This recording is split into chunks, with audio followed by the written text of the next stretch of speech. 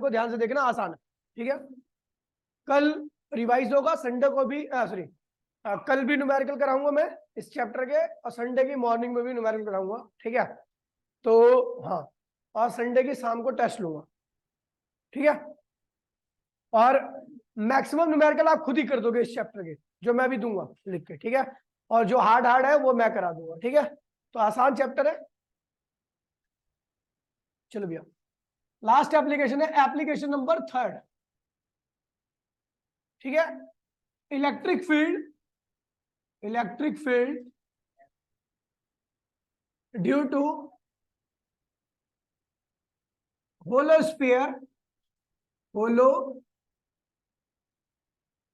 Charge sphere at various point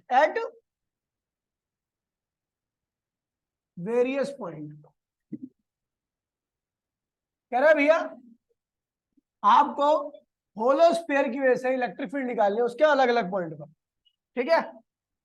और ये Gauss theorem की एप्लीकेशन है, काफी ज्यादा इंपॉर्टेंट एप्लीकेशन है, इसलिए ध्यान दीजिए, आसान भी है, ठीक है। तो ये हमने बना लिया भैया एक स्फीयर, ठीक है। और इसकी रेडियस क्या है, आर, क्या है, आर। इसके ऊपर दिया गया चार्ज, इसके ऊपर यूनिफॉर्मली क्या हो गया, डिस्ट्रीब्यूट कर गया। आपको इस स्फीयर के अलग अलग पॉइंट पर इलेक्ट्रिक फील्ड निकालनी है। तो एक पॉइंट क्या है भैया, आउटसाइड ऑफ द स्फीयर है, ये एक पॉइंट है भैया इसकी सरफेस पर, और एक पॉइंट मैंने बना दिया इसके अंदर, होलो स्फीयर है, ठीक है। तो यहां पर लिख देता हूं, थोड़ी इसके बारे में इंफॉर्मेशन लिख देता हूं। क्या है भैया, आर क्या है, रेडियस ऑफ स्फीयर, स्फीयर की रेडियस क्या है भैया, आर है। क्यू क्या है, टोटल चार्ज है, क्यू क्या है, कुल चार्ज है स्फीयर का। और यहां पर एक स्मॉल आर लिखूंगा, वो क्या है, रेडियस ऑफ गॉसियन सरफेस। और ये है वेरिएबल, ये क्या है भैया, ये वेरिएबल है। आर क्या है, रेडियस, स्मॉल आर क्या, रेडियस ऑफ गॉसियन सरफेस है, और ये वेरिएबल है, ध्यान दीजिएगा इसमें। तो भैया मैं पहले निकाल रहा हूं at point A electric field, मैं लिखता हूं एट पॉइंट ए की बात कर रहा हूं। तो ए के लिए आप बना दो एक गॉसियन सरफेस, और इसकी रेडियस क्या है, स्मॉल आर है। इस केस में जो स्मॉल आर होगा वो कैपिटल आर से क्या होगा, बड़ा होगा। स्मॉल आर इस केस में कैपिटल आर से बड़ा है, ध्यान दीजिए। मैंने बना दिया गॉसियन सरफेस, क्यों, क्योंकि गॉस थ्योरम अप्लाई करनी है, गॉस थ्योरम वहीं पे अप्लाई होती है जहां पे गॉसियन सरफेस होती है। तो मैंने गॉसियन सरफेस बना दी, ये देखो ये बन गई गॉसियन सरफेस, स्फेरिकल है। और इस गॉसियन सरफेस ने क्या किया, इस पूरे चार्ज को अपने अंदर एनक्लोज कर लिया, ठीक है। अब अपने को पता है भैया इस चार्ज से इलेक्ट्रिक फील्ड लाइन बाहर की तरफ जाएंगे, क्योंकि ये पॉजिटिव चार्ज है। तो जो भी इलेक्ट्रिक फील्ड लाइन, मैं यहाँ पे एक सरफेस पे एक छोटा सा पार्ट ले रहा हूँ, एलिमेंट ले रहा हूँ, डीए, ठीक है। अच्छा, इस डीए का नॉर्मल क्या था, ये रहा, ये नॉर्मल है, किसका, डीए का नॉर्मल एरिया है ना। और आपको पता है इलेक्ट्रिक फील्ड भी क्या हो रही है, बाहर की तरफ निकल रही है, तो मतलब इलेक्ट्रिक फील्ड की भी डायरेक्शन क्या होगी, यही होगी, बोला हाँ। ए पॉइंट पर जो इलेक्ट्रिक फील्ड होगी ऐसी बाहर की तरफ निकलेगी। तो हम देख रहे हैं इलेक्ट्रिक फील्ड और नॉर्मल दोनों की डायरेक्शन क्या है, सेम है। वैसे ही मैंने आपको बता रखा था एक स्पेरिकल या कर्व बॉडी के लिए नॉर्मल और इलेक्ट्रिक फील्ड दोनों की डायरेक्शन क्या होती है, हमेशा सेम रहती है, मैंने कल भी बताया था। तो हमें पता लग गया भैया कि ए पॉइंट पर नॉर्मल इलेक्ट्रिक फील्ड दोनों की डायरेक्शन क्या सेम है। और इससे निकलने वाली इलेक्ट्रिक फील्ड लाइन, इस गॉसियन सरफेस की रेडियस क्या है, स्मॉल आर है, स्मॉल आर यहाँ पर क्या कैपिटल आर से बड़ा है। अब देखिए, अकॉर्डिंग टू गॉस थ्योरम क्या कहता है भैया, टोटल फ्लक्स क्या होता है, एनक्लोज्ड चार्ज अपॉन में एप्सिलॉन। और एक और होता है फॉर्मूला, ये कैसी बॉडी है भैया, एक्सटेंडेड बॉडी है, क्या है। और मैंने आपको बताया था एक्सटेंडेड बॉडी के थ्रू फ्लक्स निकलता है आपका, ये जो एक्सटेंडेड बॉडी है स्फेरिकल है, चारों ओर से क्लोज्ड है, तो इसलिए हमने यहां पे लगाया जीरो, जीरो नहीं है वैसे, ये बता रहा है integration of close body, integration of, तो वो किसके बराबर होता है, एक्सटेंडेड बॉडी का फॉर्मूला याद है आपको, इलेक्ट्रिक फील्ड, क्या था, इलेक्ट्रिक फील्ड। इस पॉइंट की देखिए, इस सरफेस पर जितने भी पॉइंट्स है सबकी दूरी इस चार्ज से क्या है, सेम है, तो सबकी इलेक्ट्रिक फील्ड क्या होगी, सेम ही होगी। तो मैंने ले लिया ई ए, उस इलेक्ट्रिक फील्ड को क्या ले लिया, इसकी सरफेस में जो भी पॉइंट प्रेजेंट है सबकी इलेक्ट्रिक फील्ड क्या ई है। एरिया क्या लिया भैया, डी ए, और आपको पता है भैया नॉर्मल इलेक्ट्रिक फील्ड दोनों सेम डायरेक्शन में, इसलिए कॉस क्या होगा 0 यानी 1 हो गया।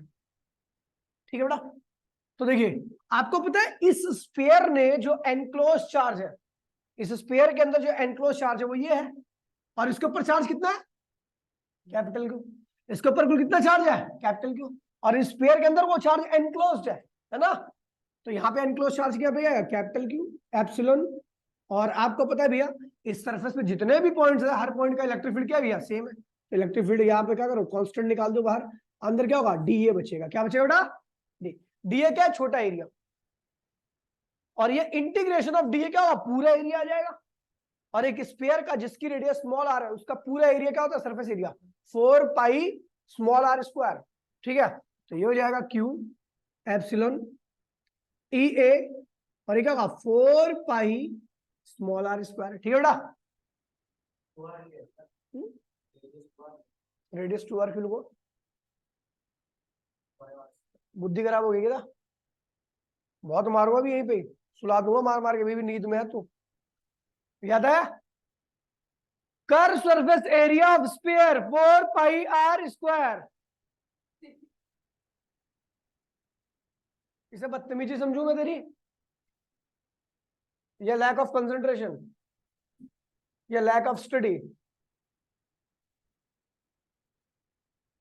दोबारा गलती नहीं होनी चाहिए तेरे से, तेरे से तो ऐसी नहीं होनी चाहिए। ई ए तारीफ कर रहा हूं मैं तेरी, तो इसका मतलब बदनामी कराएगा तू मेरी, सॉरी बोल। चल कोई बात नहीं।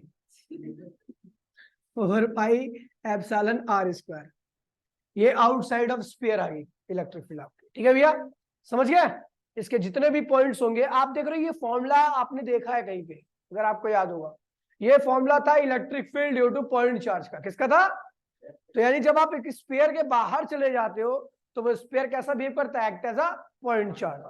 तो act as a point charge. ठीक है बेटा, अब पॉइंट चार्ज की तरह बिहेव कर रहा है, और पॉइंट चार्ज और इसकी जो इलेक्ट्रिक फील्ड है आप देख रहे हो आर स्क्वायर के क्या है इनवर्सली है। क्या है? तो electric field inversely equal to r square. 1 minute के अंदर कॉपी कर लो जल्दी से बेटा, खत्म नहीं हुआ, अब इसके कई पॉइंट पर निकालना अपने को इलेक्ट्रिक फील्ड।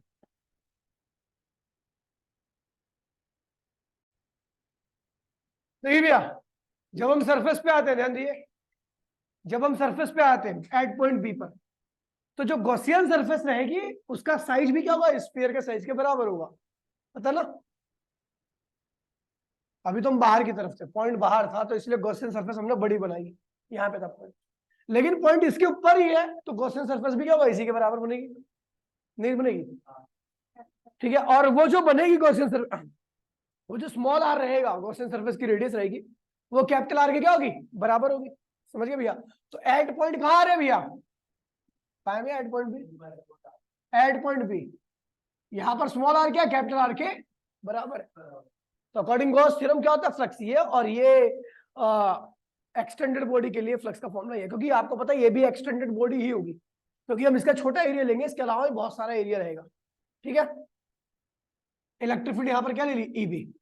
अच्छा देखिए यहाँ पर मैंने एक छोटा सा एरिया लिया डीए, क्या लिया डीए। नॉर्मल क्या होगा ऐसे, और आपको पता जो इलेक्ट्रिक फील्ड होगी वो भी क्या होगी ऐसी होगी, बोलो हाँ। कॉस क्या होगा 0, क्योंकि नॉर्मल और इलेक्ट्रिक फील्ड इस पॉइंट की क्या पैरेलल। ठीक है भाई, कोई दिक्कत तो नहीं है? तो ये जो गॉसियन सरफेस इसी के साइज के बराबर है, उसने कितना चार्ज एनक्लोज किया बताइए? 0 थोड़ी ना। आप मेरी बात सुन, मैंने क्या किया कि रबड़ बैंड लिया है तेरे पर, रबड़ बैंड किसी के पास है? मैंने कहा छी छी। ठीक है, अब मैंने इसके ऊपर चढ़ा दिया। ठीक है, अब बताओ इस रबड़ बैंड जो ये गोल गोल सा हो रखा है, इसका रेडियस किसके बराबर होगा? इसके बराबर होगा ना। लेकिन इस रबड़ बैंड ने इसके चार्ज को, जो मान ले चार्ज होगा तो उसको तो एनक्लोज कर लिया है ना उसने, समझी मेरी बात? इस रबड़ बैंड ने इसके साथ अगर मान लो इसके ऊपर चार्ज है तो उसको एनक्लोज कर लिया ना अपने अंदर, अंदर कैद कर लिया, लेकिन रेडियस इसी के बराबर है। तो ध्यान रखना जब भी आपकी गॉसियन सरफेस की रेडियस एक्चुअल स्फीयर की रेडियस के बराबर आती है तो इसका मतलब वो एक्चुअल स्फीयर के सारे चार्ज को अपने अंदर क्या करेगा एनक्लोज कर लेगा, समझी? हाँ पकड़ से ये इसी से फाड़ के बनाएंगे। ठीक है, देखिए तो भैया इनक्लोज चार्ज क्या बीवी क्यू है, ठीक है। और ये क्या है बी, आपको पता है भैया एक्सटेंडेड बॉडी का छोटा एरिया लिया, इंटीग्रेशन ऑफ एक्सटेंडेड बॉडी क्या होगा 4 पाई कैपिटल आर स्क्वायर होगा, क्योंकि आपको पता है स्मॉल आर इक्वल्स टू में कैपिटल आर है यहाँ पे, ठीक है।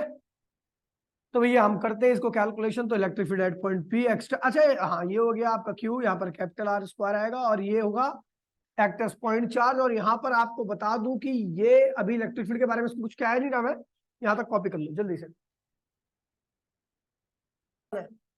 एट पॉइंट सी पर जैसे ही हम पहुंचे तो हमने तैयार की छोटी सी प्यारी सी क्या गॉसियन सरफेस, और इसकी रेडियस भी क्या है भैया कैपिटल आर से,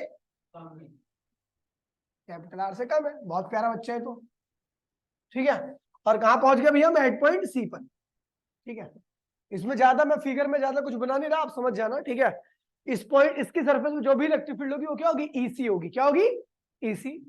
और हाँ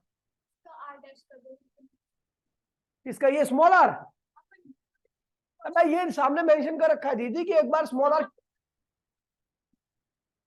अरे मैंने कहा ये वेरिएबल है, यहाँ पे लिखा रखा है मैंने वेरिएबल, इसकी वैल्यू बदल रही है, कभी बड़ी हो जाती है, कभी बराबर हो जाती है, कभी छोटी हो जाती है, समझी।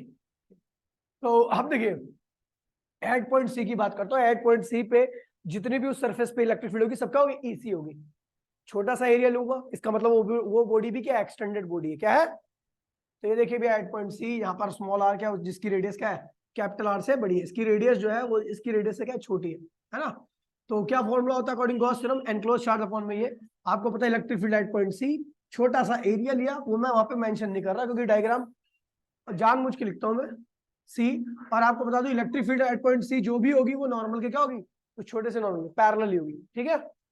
तो अब देखिए भैया ये हो गया, ये क्या एनक्लोज चार्ज। अच्छा एक बात बताओ, चार्ज कहां पर होता है मीडियम में, मैंने बताया ना चार्ज हमेशा मास पे आता है, अगर मास नहीं है तो चार्ज नहीं है। अब मैंने बोला कैसी बॉडी है, होलो बॉडी है, कैसी बॉडी है यानी इसके अंदर कोई मीडियम नहीं होगा, नहीं होगा तो चार्ज भी, तो इस छोटी वाली गॉसियन सरफेस के अंदर चार्ज की वैल्यू क्या होगी जीरो, इसने कोई चार्ज एनक्लोज नहीं कर रखा, इसके अंदर मीडियम ही नहीं है तो चार्ज कहां पर आएगा, नहीं आएगा ना। तो इसके द्वारा एनक्लोज चार्ज की वैल्यू क्या बेटा जीरो, क्या है electric field at point C. तो भैया ये हो गया पूरा zero electric field at point C. तो आपकी electric field at point C क्या आ गई बेटा जीरो, यानी एक होलो स्फीयर के अंदर इलेक्ट्रिक फील्ड की वैल्यू क्या होती है जीरो, ठीक है बेटा। कॉपी करो इसे पोटेंशियल की, मैं सब हो जाएगा ना, तेरी मैम से फालतू टॉपिक कराता हूँ मैं, समझ गया। हाँ तो आएगा वो पोटेंशियल एनर्जी के बराबर हो जाएगा ना वर्क डन, तो वो तो सेकंड चैप्टर का ना। टॉर्क मैंने टॉर्क पहले करा दिया, अब वो चीज का यूज करके मैं सेकंड चैप्टर करा, मिटोगी से। चलो भैया अब देखिए यहाँ पर हमने तीन चीजें देखी कि तीन जगह पे इलेक्ट्रिक फील्ड हमने निकाली, एक तो अंदर, एक सरफेस पर और एक बाहर। तो जब हमने देखा inside of sphere, inside electric field क्या दी भैया आपको याद है, कोई भी पॉइंट अगर अंदर की तरफ है तो इलेक्ट्रिक फील्ड क्या होगी जीरो, क्यों ना, क्योंकि अगर आप होलो स्फीयर के अंदर कोई स्फीयर है पॉइंट है तो उससे बनने वाली गॉसियन सरफेस अपने अंदर कोई चार्ज को एनक्लोज नहीं करेगी, इसलिए इलेक्ट्रिक फील्ड क्या आएगी जीरो आएगी। दूसरा पॉइंट हमने देखा सरफेस पर, सरफेस में इलेक्ट्रिक फील्ड क्या थी भैया, तो 1/4 पाई एप्सिलॉन, एप्सिलॉन की वैल्यू क्या होती है epsilon naught epsilon r, q upon में आर स्क्वायर, ये थी है ना। और जब मैं तीसरे पॉइंट के देखता हूं तो एट दी कहां पे है आउटसाइड, क्या है आउटसाइड में इलेक्ट्रिक फील्ड देखता हूं तो 1/4 पाई एप्सिलॉन क्यू अपॉन में स्मॉल आर स्क्वायर। अच्छा एक चीज देखिए, इस केस में आप देखोगे कि स्मॉल आर कैपिटल आर से क्या था बड़ा था, इस केस में स्मॉल आर कैपिटल आर के बराबर था, इस केस में स्मॉल आर कैपिटल आर से छोटा था, याद है। तो अब एक चीज देखिए भैया, आप इसी टर्म को स्मॉल आर से डिवाइड कर रहे हो, मतलब कैपिटल आर से डिवाइड कर रहे हो, और इसी टर्म को आप इससे डिवाइड कर रहे हो, और यहां पर ये क्या है कैपिटल आर से बड़ा है, तो इसका मतलब ये बड़ी चीज से डिवाइड हो रहा है ना, ये क्या हो रहा है, ये क्या है, ये जो रेडियस है ना वो कैपिटल आर से बड़ी है, क्या है अभी कितनी बड़ी है, तो बड़ी होती जाएगी जैसे दूर जाओगे वैसे वैसे बड़ी होती जाएगी, स्पेयर से दूर होते आओ, स्पेयर से और दूर जाओ तो कैपिटल आर स्मॉल आर की वैल्यू क्या होगी बढ़ती जाएगी, आउटसाइड की बात कर रहा हूँ, आउटसाइड में जैसे जैसे आप स्पेयर से दूर जाओगे वैसे वैसे स्मॉल आर की वैल्यू क्या होगी बढ़ती जाएगी, इसका रिजल्ट क्या होगा कम होता जाएगा। और दूर जाओगे इसकी वैल्यू और बड़ी होगी, इसका रिजल्ट और कम हो जाएगा पूरे का। समझ गए? क्योंकि ये ऊपर वाली टर्म तो फिक्स है, नीचे वाली टर्म बढ़ेगी तो ये क्या होगा, कम हो जाएगा। तो ये क्या देखना कि भैया इलेक्ट्रिक फील्ड जो होती है वो आर स्क्वायर के क्या होती है, इनवर्सली होती है। मतलब अगर आप स्फीयर के बाहर हो, जैसे जैसे रेडियस बढ़ेगी इलेक्ट्रिक फील्ड वैसे वैसे आपकी क्या होगी, कम होती चली जाएगी।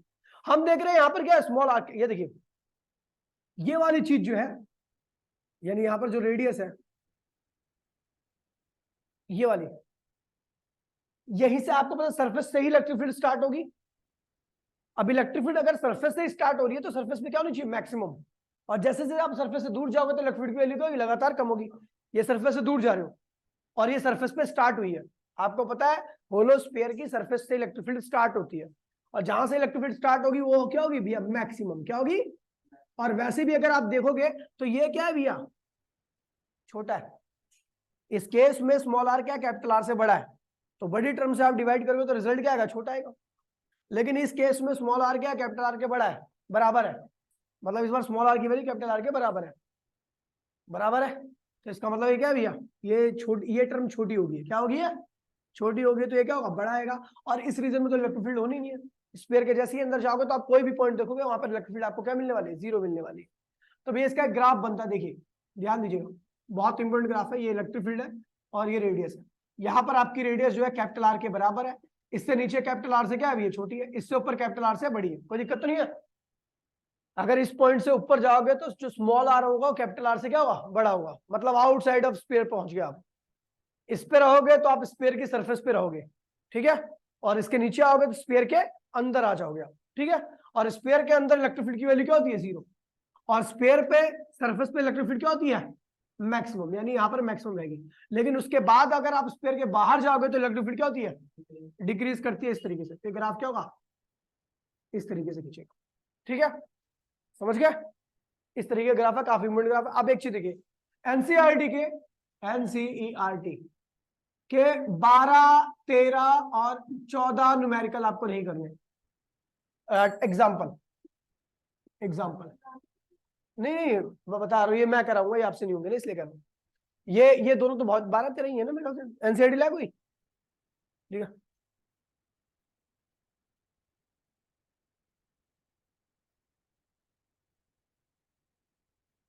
ये हार्ड है इसलिए मैं करा दूंगा, ठीक है। हाँ, 11, 12, 13, 11, 12 और 13, 14 ही नहीं, ठीक है। ये एग्जाम्पल नहीं करने, बाकी आपको टेस्ट, ये बाकी सारे एग्जाम्पल करने हैं। वैसे मैंने सारे करा दिया ऑलमोस्ट, ठीक है। जो नहीं होंगे तो वो उसमें ही करा दूंगा। अब टेक्स्ट बुक में जाओ, टेक्स्ट बुक में 1 से लेकर 23 तक के सारे क्वेश्चन ट्राई करने हैं आपको, 23, ठीक है। एडिशनल छोड़ के सारे करने हैं आपको, ठीक है। और बाकी एडिशनल में कुछ क्वेश्चन है जो नहीं होंगे आपसे तो मैं करा दूंगा, जो मेन क्वेश्चन, ठीक है। तो ध्यान रखना कि आपको एनसीईआरटी के एग्जाम्पल ये नहीं करने हैं और एडिशनल के ये करने हैं। हाँ हाँ, 24वां, 24 भी कर लेने, आसानी है। कल वाला जो मैंने बताया था ना, दो शीट के बीच में इलेक्ट्रिक फील्ड गिरा रहे, वो इसी पे बेस्ड है, ठीक है।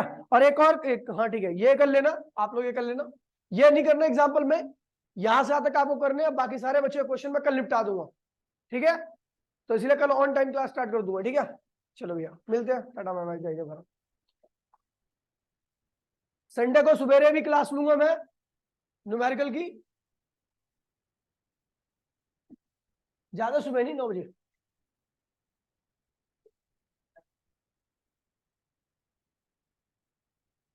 ठीक है। कॉपी कर लो भैया, कॉपी कर लो जो बोर्ड पे लिखा हुआ है।